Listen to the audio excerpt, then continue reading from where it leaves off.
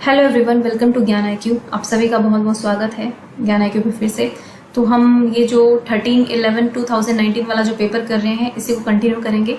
ये I think third section करा रही हूँ मैं। इसमें भी 20 क्वेश्चंस थे, लेकिन इन 20 क्वेश्चंस में क्या था कि सिर्फ 12 ही क्वेश्चन साइकोलॉजी के थे। बाकी जो 8 क्वेश्चंस थे वो आपके ग्रामर बेस्ड थे, इंग्लिश ग्रामर के क्वेश्चंस थे, तो वो मैंने इसमें इंक्लूड नहीं किए हैं। आपके 12 क्वेश्चन जो साइकोलॉजी के थे या पेडागोजी कह लीजिए, उसी के मैंने इंक्लूड किए हैं, क्योंकि इंग्लिश ग्रामर एक अलग सब्जेक्ट हो जाता है तो उसको हम इसके बीच में नहीं लाएंगे। मतलब ऐसे भी पैटर्न है कि पेपर में इंग्लिश ग्रामर, हिंदी ग्रामर पूछी गई है बीच में, जो आपका 100 मार्क्स का साइकोलॉजी का पेपर है। खैर वो सब बात अलग है। तो इंग्लिश की तैयारी आपकी जैसे चल रही होगी वैसे चलाई रखिए, क्योंकि अगर आप वैसे तैयारी करेंगे तो ये 8 क्वेश्चंस भी आपके आराम से हो जाएंगे। तो हम अब पेडागोजी या साइकोलॉजी के क्वेश्चंस को डिस्कस करेंगे, और ऐसे ही वीडियो में अपलोड करूंगी कि एक आपकी वीडियो रहेगी क्वेश्चंस की और एक आपकी वीडियो रहेगी थ्योरी पार्ट की। ठीक है, क्योंकि काफी बच्चे अगर थ्योरी डाल देते हैं तो कुछ बच्चे कहते हैं आप थ्योरी मत डालो, पहले क्वेश्चन कराओ। क्वेश्चन डाल देते हैं तो कुछ बच्चे कहते हैं कि थ्योरी पहले कराओ। तो मैंने ये मेंटेन कर लिया है। और भाई अल्टरनेट डेज में वीडियोस रहेंगी, क्योंकि टाइम इतना नहीं मिलता है। जब भी मिलता है आपके लिए वीडियोस में प्रोवाइड कर देती हूँ। तो चलिए बिना देरी के स्टार्ट करेंगे अपने क्वेश्चंस को। अच्छे क्वेश्चंस हैं, ध्यान से समझना और ध्यान से देखना। सो फर्स्ट क्वेश्चन है, after understanding the subject of fractions a student asked his teacher some questions. तो भाई फ्रैक्शन का कंसेप्ट समझ लिया है बच्चे ने, उसके बाद बच्चा जो है अपने टीचर से कुछ क्वेश्चंस पूछता है। The above statement represents which sequence arrangement of 5E learning model. अगर आप 5E लर्निंग मॉडल की बात करेंगे तो स्पेसिफिकली जो बीएड जिन बच्चों ने की होगी उन्हें पता होगा इसके बारे में। मैंने भी बीएड की है तो मैंने बीएड में पढ़ा था ये 5E लर्निंग मॉडल। तो ये 5E लर्निंग मॉडल जो है ये बीएड के कोर्स में काफी अच्छी तरह से इंक्लूडेड है। आप चाहे तो इग्नू की बुक्स देख सकते हैं, चाहे कुछ और, वरना मैं भी सोच रही थी एक वीडियो इस पे अपलोड कर दूंगी। ठीक है, तो इसमें होता क्या है, बेसिकली 5 E's के बारे में बात की गई है। ई से शुरू होने वाले नाम है ना, कहने का मतलब यही है। सो फर्स्ट है इंगेज, कि आप बच्चों को इंगेज करें। उसके बाद है एक्सप्लोर, आप बच्चों को एंगेज कर देंगे किसी एक्टिविटी में, उसके बाद बच्चे खुद एक्सप्लोरेशन करेंगे। उसके बाद थर्ड आता है आपका एक्सप्लेन। देखिए ये सीक्वेंस है इसका, ठीक है, ये भी याद रखना। फोर्थ की अगर बात करें तो वो है आपका इलेबोरेट, मतलब एक्सप्लेनेशन हो गई, अब इलेबोरेट करेंगे, हम आगे बढ़ेंगे उसमें। और 5वें नंबर पर आता है आपका इवेल्युएट। आपने सब कर लिया, अब आपको मूल्यांकन करना है। तो engage, explain, explore, explain, elaborate और इवेल्युएट। थोड़ा पेन की गड़बड़ी की वजह से ऐसा हो रहा है। ठीक है, तो यानी कि व्यस्त करेंगे सबसे पहले आप बच्चों को। उसके बाद एक्सप्लोर का मतलब है कि आप अन्वेषण करेंगे। एक्सप्लेन का मतलब है कि आप स्पष्टीकरण करेंगे। अगर आपको कोई चीज समझ में नहीं आ रही है तो उसको एक्सप्लेन करेंगे कि ये है भाई, ये पर्टिकुलर जैसे लॉ ऑफ मोशन है, उसको आप एक्सप्लेन कर देंगे। ठीक है, उसके बाद आप और एक्स्ट्रा क्वेश्चंस पूछेंगे तो वो होगा इलेबोरेशन में, कि आप उसी को विस्तारित कर रहे हैं और आगे बढ़ा रहे हैं, और लास्ट में आप मूल्यांकन करेंगे। तो बच्चे ने भाई समझ लिया है पूरी तरह से फ्रैक्शन, तो यानी कि वो इंगेज भी हो चुका है, उसने एक्सप्लोर भी कर लिया है और उसको एक्सप्लेनेशन भी मिल गया है, उसने दे भी दिया है। लेकिन अब उसके बाद और क्वेश्चन पूछता है तो ये आपका इलेबोरेशन में आ जाएगा। Option number D will be the correct option. I hope कि क्लियर हो गया होगा आपको इससे। नेक्स्ट क्वेश्चन की तरफ बढ़ेंगे। देखो हर बार आंसर की ठीक भी नहीं होती है DSSB वालों की, है ना, कुछ आधे क्वेश्चन गड़बड़ होते हैं। तो जिसमें मेरे को गड़बड़ लगती है वो मैं आपको बता देती हूँ, आप लोग भी अपनी तरफ से देख सकते हैं। नेक्स्ट है, विच of the following is not A phase of 5E learning model. अब देखो 2 क्वेश्चन लगातार इन्होंने 5E से ही दे दिए। तो मतलब कहने का ये है कि टॉपिक्स जो है अगर आपके अच्छे से क्लियर है तो आपको कोई प्रॉब्लम नहीं होगी। अब देखो इसमें यही पूछा है सिंपल सा कि कौन सा फेज नहीं है। मैंने फर्स्ट क्वेश्चन में आपको सारा एक्सप्लेन किया है। Examination, engagement, evaluation, exploration. तो एंगेजमेंट, इवैल्यूएशन, एक्सप्लोरेशन है यहाँ पर ऑप्शन नंबर जो 1 है। परीक्षा चरण नहीं होता है, एग्जामिनेशन फेज कुछ भी नहीं होता है 5E लर्निंग में। इवैल्यूएशन होता है बट एग्जामिनेशन नहीं होता है अलग से। इवैल्यूएशन के अंदर ही वो अपना एग्जामिनेशन वगैरह आ जाएगा। तो ऑप्शन नंबर ए यहाँ पर बिल्कुल ठीक होगा। Now this question is very मतलब एप्लीकेटिव एंड प्रैक्टिकल क्वेश्चन। मुझे लगता है कि ये बहुत अच्छा क्वेश्चन है, और जिसको रीजनिंग के बारे में अच्छे से पता है, आप मैथमेटिकल पेडागोजी आपने अच्छे से की है, तो आप बहुत इजीली कर सकते हैं इस क्वेश्चन को। देखिए क्वेश्चन तो बिल्कुल आपने पढ़ा होगा डिडक्टिव और इंडक्टिव रीजनिंग के बारे में। अब मैथ्स में जो है दोनों तरह की रीजनिंग यूज होती है, लेकिन मोस्टली यहाँ पर डिडक्टिव रीजनिंग यूज होती है मैथ्स में। हम पढ़ते भी हैं कि ज्यादातर डिडक्टिव रीजनिंग्स पर हम बेसिस क्वेश्चन करते हैं, लेकिन इसका मतलब ये नहीं है कि मैथ्स में इंडक्टिव रीजनिंग यूज नहीं होती है। डिडक्टिव को हिंदी में बोलते हैं निगमनात्मक विधि, और इंडक्टिव को बोलते हैं आगमनात्मक। आई थिंक यही है, फिर भी आप एक बार टेस्ट कर लेना, चेक कर लेना मतलब। ठीक है, तो यहाँ पर डिडक्टिव मेथड है। डिडक्टिव मेथड क्या कहता है कि आपको पहले एक जनरल फॉर्मूला पता है, उसके बाद आप एक स्पेसिफिक चीज पर जाएंगे। तो मैथ्स में हमारे पास क्या होता है, हम थ्योरम्स पढ़ते हैं, हम फॉर्मूलाज पढ़ते हैं, जैसे A+B की होल स्क्वायर होता है, a square plus b square plus 2ab ये होता है। तो ये एक जनरल फॉर्मूला है, इसके बेस पर हम बहुत सारे क्वेश्चन करते हैं। तो आप अगर इस चीज को देखेंगे तो ये आपका जनरल फॉर्मूला है, यानी कि आप जनरल से फिर आप स्पेसिफिक क्वेश्चंस को सोल्व कर रहे हैं, तो ये होती है डिडक्टिव मेथड। ठीक है, ये चीज आपको क्लियर हो गई होगी। तो अब हम पढ़ते हैं दिया क्या हुआ है। इसमें यह बताना है कि इनमें से कौन सा एग्जाम्पल है डिडक्टिव रीजनिंग का या डिडक्टिव मेथड का। If you want to find the square of 112, हमें 112 का स्क्वायर करना है। ऑब्वियसली हम इन क्वेश्चंस को कैसे करते थे, 100 + 2 का होल स्क्वायर ऐसे करते थे, और फिर हम फॉर्मूला लगा देते हैं a + b का होल स्क्वायर, ये वाला। ठीक है, तो हमने क्या किया, हमारे पास 112 का जो होल स्क्वायर है ये हमारे पास एक स्पेसिफिक क्वेश्चन है, पर्टिकुलर है, लेकिन हम इसको करेंगे किससे, पहले हम जनरल फॉर्मूले पे जाएंगे फिर इसको सोल्व करेंगे। यानी कि हम यहाँ पर कहाँ से जा रहे हैं, जनरल से हम स्पेसिफिक पर जा रहे हैं। तो this is the example of deductive method. Next है, if you want to find out the value of C10 और बाय C2। अब देखो ये क्या है, बेस सेम है। यहाँ पर जब बेस सेम होती है और वो आपस में डिवाइड में होते हैं, रेशियो में होते हैं, तो पावर जो है आपस में माइनस हो जाती है। तो ये एक फॉर्मूला है am/an, यानी कि a की पावर m, a की पावर n। तो ऐसा अगर आपके पास वो बेस सेम हो तो आप पावर्स को माइनस कर सकते हो। अगेन यहाँ पे हमें ये फॉर्मूला पता है, उसी के बाद हम इस क्वेश्चन को सोल्व कर सकते हैं। तो यहाँ भी हम जनरल से स्पेसिफिक की तरफ गए, तो इसका मतलब है यहाँ पे भी डिडक्टिव मेथड यूज किया गया है। तो यहाँ पर दोनों ही ऑप्शन बिल्कुल करेक्ट होंगे, first and second both are correct. Next question पर चलते हैं। In practice Skinner's follower often deal with species specific behavior as the topography of it।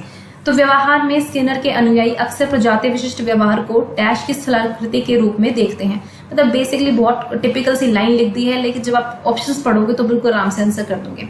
भाई स्किनर के फॉलो क्या करते हैं, स्किनर की जो स्टिमुलस रिस्पॉन्स की थ्योरी थी, SR रिस्पॉन्स हमने सब पढ़ा है, स्टिमुलस रिस्पॉन्स है, एक स्टिमुलस है उसकी तरफ क्या रिस्पॉन्स होता है। देखो स्किनर और क्लासिकल कंडीशनिंग और ऑपरेंट कंडीशनिंग दोनों को याद रखना, और दोनों में डिफरेंशिएट भी डिफरेंस जो होते हैं वो भी आपको याद रखनी है। जब मैं ये चैप्टर लूंगी थ्योरी पार्ट का तो आपको अच्छे से एक्सप्लेन कर दूंगी। तो यहाँ पर ये पूछा है कि किसकी टोपोग्राफी के बारे में बात होती है, ह्यूमन बीइंग की बात होती है या रिस्पॉन्स की। तो इन्होंने वैसे तो एक्सपेरिमेंट्स एनिमल्स पर किए थे, है ना, तो हम सिर्फ ह्यूमन बीइंग से यहाँ पर बात नहीं करेंगे। बेसिकली इनका फोकस रिस्पॉन्स पर था कि क्या प्रतिक्रिया आती है। जैसे रीइंफोर्समेंट का एग्जांपल इन्होंने दिया है, नेगेटिव पॉजिटिव रीइंफोर्समेंट। पॉजिटिव में क्या होता है, कोई चीज आपको बढ़ावा देती है तो आप उसको बार बार करते हो, पॉजिटिव रीइंफोर्समेंट का काम करता है। नेगेटिव किसी अनडिजायरेबल बिहेवियर को रोकने का काम करता है और कोशिश करता है कि आप डिजायरेबल बिहेवियर को बढ़ाएं। तो सब रिस्पॉन्स पर डिपेंड करता है, जो कंसिक्वेंसेज आते हैं, आपके परिणाम आते हैं, उस पर इनकी थ्योरी बेस्ड है। तो यहाँ पर ऑप्शन नंबर 2 जो है वो बिल्कुल करेक्ट होगा। तो अब डायरेक्ट क्वेश्चन नहीं आया ना, अब आपसे घुमा के पूछ लिया गया। तो बस वही है कि थ्योरेटिकल पार्ट जो है वो सिर्फ ऊपर से नहीं पढ़ना है, उसको थोड़ा डीप में करना है। Which are the following statements about mathematical thinking is correct. देखो मैथ्स पेडागोजी के काफी क्वेश्चन आए हुए हैं, और फिर से मैं कहूंगी कि अगर आप पेडागोजी स्ट्रॉन्ग चाहते हैं तो एनसीएफ जो मैथ्स का है प्रॉपर उसको पढ़ लीजिए। एनसीएफ 2005 का डॉक्यूमेंट है, उसको जरूर पढ़ें। Which are the following statements about mathematical thinking is correct. तो मैथ्स थिंकिंग में क्या क्या होता है, गणितीय चिंतन में। मैथमेटिकल थिंकिंग में प्रॉब्लम सॉल्विंग होती है, प्रॉब्लम फॉर्मुलेशन होती है, जो बिल्कुल ठीक है। समस्या का निर्माण भी किया जाता है और समस्या का समाधान भी किया जाता है।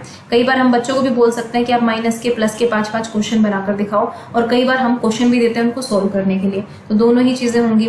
Mathematical thinking required precise thinking and logical reasoning skills. बिल्कुल प्रिसाइज नहीं होगा तो मैथ्स उसमें नहीं होगा। आपको पता है कि मैथ्स में जो जनरल थ्योरी फॉर्मूला जो भी होते हैं, अगर वो एक भी एग्जाम्पल में फेल हो जाए तो हम उनको फेल ही मानेंगे। तो यहाँ पर प्रिसाइजनेस की बात होती है, यानी कि सटीक चीजें होनी चाहिए और लॉजिकल रीजनिंग तो होनी चाहिए। तो यहाँ पर ऑप्शन नंबर सी जो है वो बिल्कुल ठीक होगा, बोथ 1 and 2।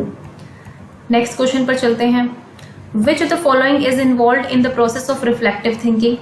रिफ्लेक्टिव मतलब विचारात्मक चिंतन, ठीक है, रिफ्लेक्ट करना। आपने कोई काम किया है, सपोज आज आपने पूरे दिन में कोई भी काम किया है, लेट्स टेक एन एग्जांपल कि आपने किसी की सपोज घर की सफाई की है, नॉर्मल एग्जांपल लेती हूँ, घर की सफाई करी है आपने।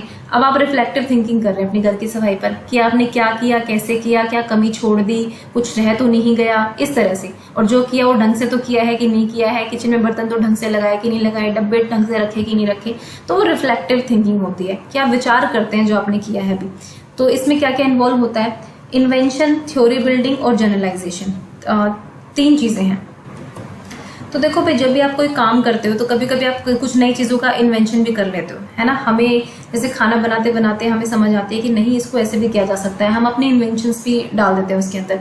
तो जब भी आप कुछ करते हो अपनी खुद की सोच के साथ, आप खुद करके कुछ सीखते हो तो आप इन्वेंट करते रहते हो कुछ ना कुछ। फिर उसके ऊपर थ्योरी भी होती है, जब आप कुछ इन्वेंट कर रहे हो तो थ्योरी भी बनेगी ना कि हाँ इसको ऐसे करेंगे तो ऐसे होगा, और उसके बाद इन थ्योरीज को आप जनरलाइज भी करते हो। आपकी एक सिचुएशन में काम आ गया, उसी तरह की अगली सिचुएशन होगी उसमें आप इन चीजों का यूज करेंगे तो आप जनरलाइजेशन कर लेंगे, सामान्यकरण कर लेंगे। तो तीनों प्रोसेस ही बिल्कुल साइंटिफिक थिंकिंग के एग्जाम्पल है। तो फर्स्ट सेकंड थर्ड तीनों होंगे यहाँ पर, तो option number B will be the correct answer है। नेक्स्ट चलते हैं 7th क्वेश्चन पर। Which of the following Kohlberg stages of moral development works best in 2 person relationships with family members or close friends where one person can make a genuine effort to know the feeling and needs of others and can try to help। आप इसका answer कर सकते हैं, और आप मेरे ख्याल से आप लोग काफ़ी लोग बिल्कुल ठीक सोच रहे होंगे कि क्या आंसर होगा, लेकिन देखो यहाँ पर DSSB ने गलत आंसर दिया अकॉर्डिंग टू मी। DSSB का जो आंसर था वो था यहाँ पे option number B, social contract and individual rights. लेकिन ये नहीं होता है, ठीक है। क्योंकि यहाँ पर इंटरपर्सनल चीज़ों की बात की गई है, यानी कि आपका किसी और के साथ रिलेशन, आपके अपने क्लोज फैमिली मेंबर्स के साथ, फ्रेंड्स के साथ आपका रिलेशन है, आपकी रिलेशनशिप्स के बारे में बात की है, ये आपका स्टेज 3 में आता है।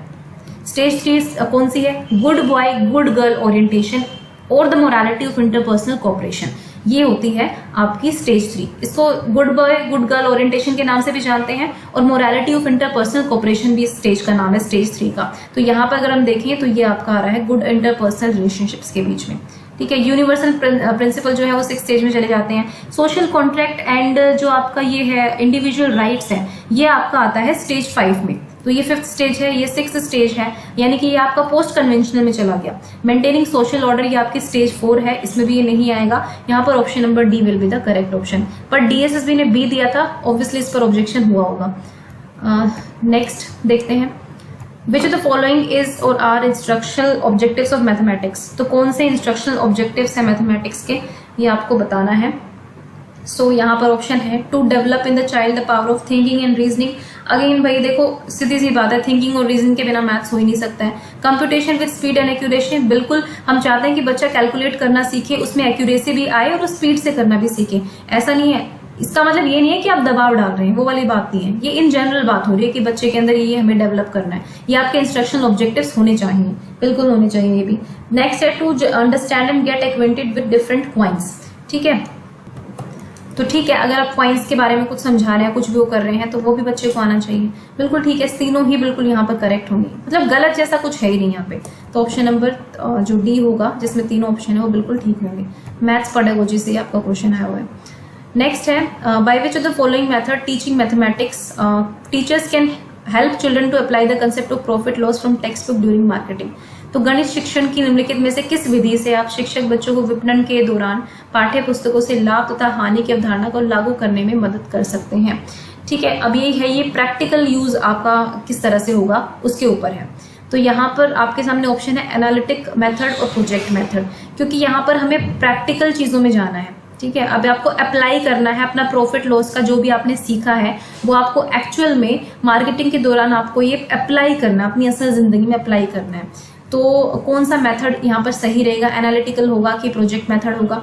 तो देखिए यहाँ पे अकॉर्डिंग टू मी जो परियोजना विधि जो होगी वो बेटर होगी, क्योंकि यहाँ पर आप प्रैक्टिकल चीजें दे सकते हैं, बच्चों को प्रोजेक्ट करवा सकते हैं इस चीज के ऊपर। तो यहाँ पर कौन ऑप्शन नंबर 2 यहाँ पर ठीक होगा। यहाँ पर आप विश्लेषण नहीं करेंगे क्योंकि प्रैक्टिकल करना है आपको यहाँ पर, ठीक है। एनालिटिकल मेथड थोड़ा सा थ्योरेटिकल बेस्ड होता है, जिसमें आप हर एक कंसेप्ट का एनालिसिस वगैरह करते हैं, लेकिन यहाँ पे हमें कंसेप्ट क्लियर हो चुका है, आपको उस कंसेप्ट को अप्लाई करना है। तो यहाँ पे इसलिए हम प्रोजेक्ट मेथड यूज करेंगे। तो ऑप्शन नंबर डी यहाँ पर ठीक होगा कि सेकंड ही यहाँ पर करेक्ट होगा। ओके, नेक्स्ट है what is the socialisation process. Socialisation यानी कि सामाजिकरण प्रक्रिया क्या है? A process by which societies induce their members to behave in a socially acceptable manner, जहाँ पर जो सोसाइटी है वो चाहती है कि हमारे जो समाज के बच्चे हैं जो भी हैं वो एक एक्सेप्टेबल बिहेवियर मैनर में बिहेव करें। A process by which society is motivated by its members to behave in socially acceptable manner, या फिर एक ऐसा प्रोसेस जिसमें सोसाइटी को समाज अपने सदस्यों द्वारा सामाजिक रूप से स्वीकार्य तरीके से व्यवहार करने के लिए प्रेरित होता है। मतलब समाज लोग दोनों उल्टे हैं। यहाँ पर सोसाइटी क्या कर रही है, यहाँ पर मेंबर्स को कह रही है फर्स्ट ऑप्शन में कि आप सोशली एक्सेप्टेबल मैनर से बिहेव करें, और दूसरे में लोग कह रहे हैं सोसाइटी को। तो भाई लोग थोड़े ना सोसाइटी को कहेंगे, सोसाइटी लोगों को कहते हैं। ये सोशलाइजेशन का प्रोसेस है। तो only one option will be यहाँ करेक्ट। ठीक है, ये हो गया। अब हम बढ़ते हैं नेक्स्ट क्वेश्चन पर, क्वेश्चन नंबर 11 पर। Dash refers to the application of concepts, processes and methods developed in mathematics to objects of other disciplines or at least to other areas of knowledge। तो गणित में विकसित अवधारणाओं, प्रक्रियाओं तथा विधियों के दूसरे विषयों की वस्तु या कम से कम ज्ञान के दूसरे क्षेत्रों में अनुप्रयोग को संदर्भित करता है। कौन सा प्रोसेस है ये बताना है। जनरलाइजेशन होता है, स्पेशलाइजेशन होता है, मैथमेटाइजेशन होता है, सिंप्लीफिकेशन होता है। देखो एनसीएफ 2005 बार बार एक शब्द पर बहुत ज़्यादा फोकस करता है, दैट इज मैथमेटाइजेशन, कि बच्चों को मैथमेटाइजेशन करना है। बच्चों का उनकी थिंकिंग जो है मैथमेटिकल होनी चाहिए, उनकी सोच में भी मैथ्स होना चाहिए। तो ये यहाँ पर यही ऑप्शन आएगा, option number C will be the correct option. Next है आपका लास्ट क्वेश्चन जो इस सेक्शन से था, वो था which of the following examples can help students to relate their knowledge to life outside the school. तो इनमें से कौन सा एग्जाम्पल है जो बच्चों की जो स्कूल की लाइफ है उसको बाहर की लाइफ से कनेक्ट कर सकता है। तो विजिट करेंगे मार्केट को पेरेंट्स के साथ और वॉच देखेंगे, पार्टिसिपेट करेंगे चीज़ें खरीदने में और उनको बेचने में, और देखेंगे कि बायर का और सेलर का क्या क्या व्यू है।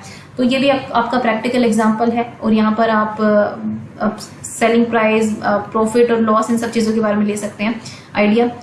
फिर उसके बाद जब एक फ्रॉग है climbs pole 60 metre in 1 day and slips down 50 metres in night. तो ये भी देखो एक वर्ड प्रॉब्लम टाइप्स है, और इसमें भी एक प्रॉपर रियल लाइफ सिचुएशन का एग्जांपल दिया गया है कि एक मेंढक है, वो कैसे खंबे पर चढ़ता है फिर उतरता है, तो इतना ऊंचा खंबा है तो क्या करोगे। तो मतलब ये है कि यहाँ पर भी रियल लाइफ से जोड़ा गया है। ओके, तो दोनों ही एग्जाम्पल आपके रियल लाइफ से कनेक्टेड है। तो यहाँ पर ऑप्शन नंबर सी आएगा, ठीक, कि बोथ विल बी करेक्ट, क्योंकि इनकी इस दोनों क्वेश्चंस में जो उनकी नॉलेज है वो बाहर की नॉलेज से एकदम से मतलब कनेक्ट की जा रही है। ऐसा नहीं है कि बाहर की नॉलेज से उनका बिल्कुल कोई मतलब नहीं है या उनको मैथ्स में कुछ एलियन टाइप से चीज़ें सिखा दी जा रही हैं, ऐसा कुछ भी नहीं है। तो ध्यान रखिए यहाँ पर दोनों के दोनों ऑप्शन बिल्कुल सही होंगे। So this was the video for today, और इसमें 12 क्वेश्चन थे इस सेक्शन से, क्योंकि 8 क्वेश्चन जो थे वो इंग्लिश ग्रामर के थे, वो मैंने इंक्लूड नहीं किए हैं। अगली वीडियो होगी वो आपकी थ्योरी क्लास की होगी, उसके बाद फिर से एक वीडियो आएगी वो आपकी क्वेश्चन सीरीज होगी। एंड प्लीज़ हैव पेशेंस और अपनी तैयारी खुद भी जारी रखिए, ठीक है।